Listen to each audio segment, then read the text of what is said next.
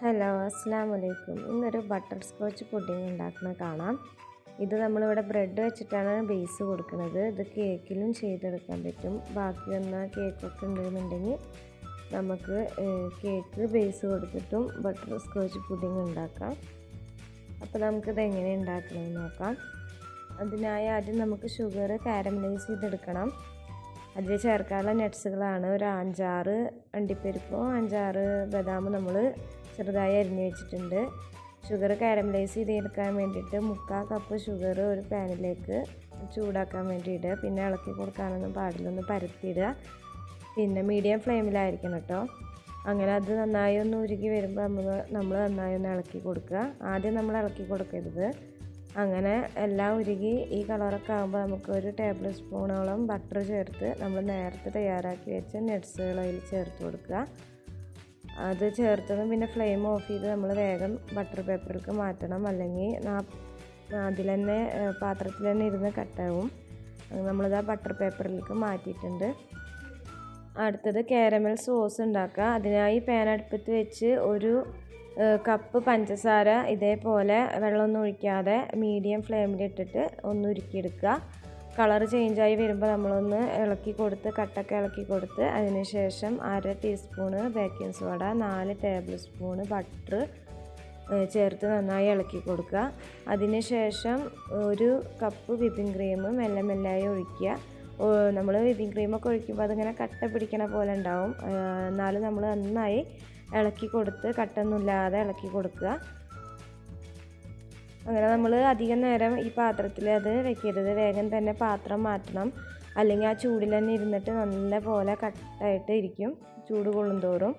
അപ്പോൾ നമ്മൾ വേറൊരു പാത്രത്തിലേക്ക് അത് മാറ്റിയിട്ടുണ്ട്. ഇതാണ് കാരമൽ സോസ്, ഇങ്ങനെ കിട്ടും. അതിനുശേഷം നമ്മൾ നേരത്തെ തയ്യാറാക്കി വെച്ച നട്ട്സ് ഇല്ലേ, അത് നമുക്കൊന്ന് പൊടിച്ചെടുക്കണം. മിക്സിയിലിട്ടിട്ടും ക്രഷ് ചെയ്തെടുക്കാം കേട്ടോ. ഞാനിപ്പോൾ ഈ കാണുന്ന രീതിയിലാണ് ക്രഷ് ചെയ്തെടുത്ത് വെച്ചത്. ഇനി നമുക്ക് വിപ്പിംഗ് ക്രീം ഒന്ന് ബീറ്റ് ചെയ്തെടുക്കാം. 1.5 കപ്പ് വിപ്പിംഗ് ക്രീമാണ് ഞാനിവിടെ എടുത്തിരിക്കുന്നത്. കുറച്ച് വാനില എസൻസും ചേർത്ത് നമുക്ക് നന്നായി ബീറ്റ് ചെയ്തെടുക്കാം.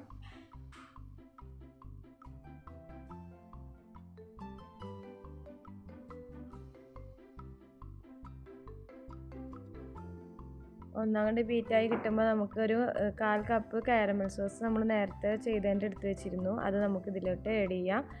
ഇത് ചേർത്താൽ നല്ലൊരു ഫ്ലേവറാണ് വിപ്പിംഗ് ക്രീമിന്. അങ്ങനെ അതും ചേർത്ത് നന്നായി ബീറ്റ് ചെയ്തെടുക്കുക.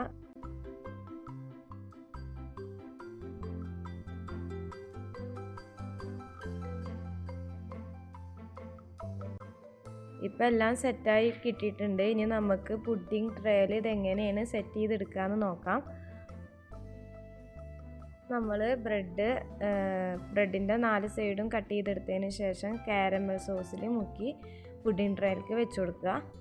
ഇതിൻ്റെ ഒക്കെ അളവ് നമ്മൾ ഏത് സൈസ് പുഡിംഗ് ട്രേ ആണ് എടുക്കുന്നത് അതിനനുസരിച്ചിട്ടായിരിക്കും വരിക. അങ്ങനെ അതിന് ശേഷം നമ്മൾ നട്ട്സ് പൊടിച്ചത് മേലെ വിതറി കൊടുക്കുക. കുറച്ച് നമുക്ക് ബാക്കി എടുത്ത് വയ്ക്കാം ഡെക്കറേഷന് വേണ്ടിയിട്ട്. അതിന് ശേഷം വിപ്പിംഗ് ക്രീം നന്നായി തേച്ച് കൊടുക്കുക. അങ്ങനെ പുഡിങ്ങൊക്കെ സെറ്റ് ചെയ്ത് എടുത്തിട്ടുണ്ട്.